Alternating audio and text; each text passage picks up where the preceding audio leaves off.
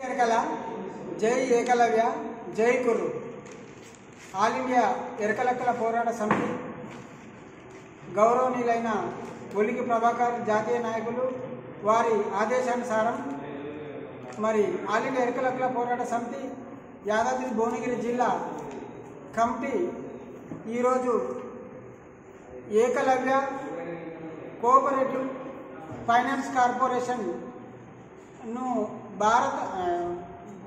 కార్పొరేషన్ను Telangana government మరి రేవంత్ రెడ్డి గారు త్రికరణ శుద్ధితో వారు మరి ఎరకల ప్రజలను దృష్టిలో ఉంచుకొని వారు ప్రకటించడం జరిగింది. కాబట్టి వారికి మొట్టమొదటగా ఆల్ ఇండియా ఎరకలక్కల పోరాట సమితి నుంచి వారికి ప్రత్యేక ధన్యవాదాలు తెలియజేస్తున్నాం. ఈరోజు మరి ఆల్ ఇండియా ఎరకలక్కల పోరాట సమితి ఎన్నో త్యాగాలు చేయడం జరిగింది. 1997 ఆగస్టు 3 తారీఖు నుండి నాటి వరకు 27 సంవత్సరాలు పూర్తి కావడం జరిగింది. ఈ 27 సంవత్సరాల కాలంలో అనేక సుదీర్ఘమైన పోరాటాలు జరపడం, మరి అనేక ఆదివాసీ మూలవాసి ఎరకల తెగకు సంబంధించిన అనేక కుగ్రామాల్లోకి వెళ్ళి వారి యొక్క జీవన విధానాన్ని తెలుసుకొని గ్రామ గ్రామం తిరిగి వారి గుండె చప్పుడు విని వారికి ఆర్థిక బాగోగులు తెలుసుకొని అనేక పాదయాత్రలు కానీ జిల్లా సదస్సులు కానీ మరి ఎన్నో కార్యక్రమాలు చేపట్టడం అనేది జరిగింది. అలా చేసిన సంఘం అంటే ఆల్ ఇండియా ఎరకలక్కల పోరాట సమితి మాత్రమే.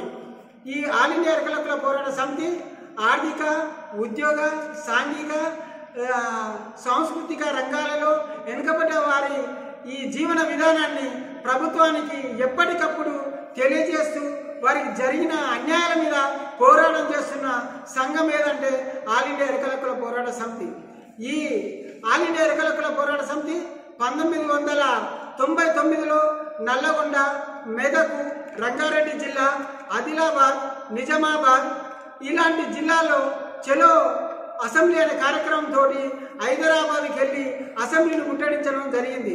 ఈ ప్రధాన కారణం ఏంటంటే 1999లో మరి ఎరకల ప్రధాన వృత్తి అయినటువంటి పందుల పెంపకం, ఆనాటి ప్రభుత్వం పందులని చంపడం, మరి ఆర్థికంగా చాలా దెబ్బతీయడం జరిగింది ఎరకల కురు ప్రజల్ని. కాబట్టి దాన్ని అడ్డుకోవాలంటే ఒక ఆల్ ఇండియా ఎరకలక్కల పోరాట సమితి ఒలికి ప్రభాకర్ గారి నాయకత్వంలో వారి సమక్షంలో మరి అదేవిధంగా పెద్ద ఎత్తున ధర్నాలు కానీ రాష్ట్రోకాలు కానీ చేపట్టడం జరిగింది.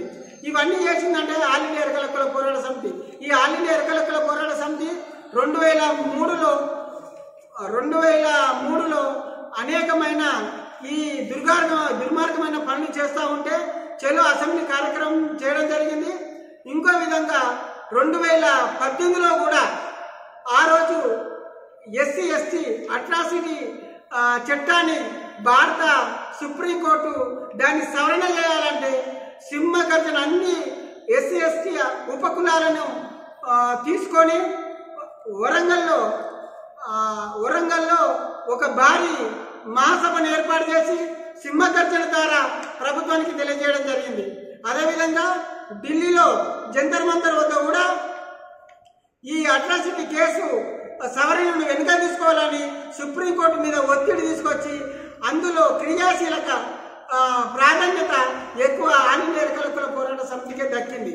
ఈ విధంగా అనేక పోరాటాలు చేసుకుంటూ వస్తూ మరి అలాంటి ఎరకల కుర్రు ప్రజలకు మరి అతి దగ్గరలో ఉన్న వాళ్ళ గుండె చప్పుడు తెలుసు, వాళ్ళ ఆర్థిక బాగోగులు తెలుసు, వారి యొక్క వృత్తి విధానం తెలుసు.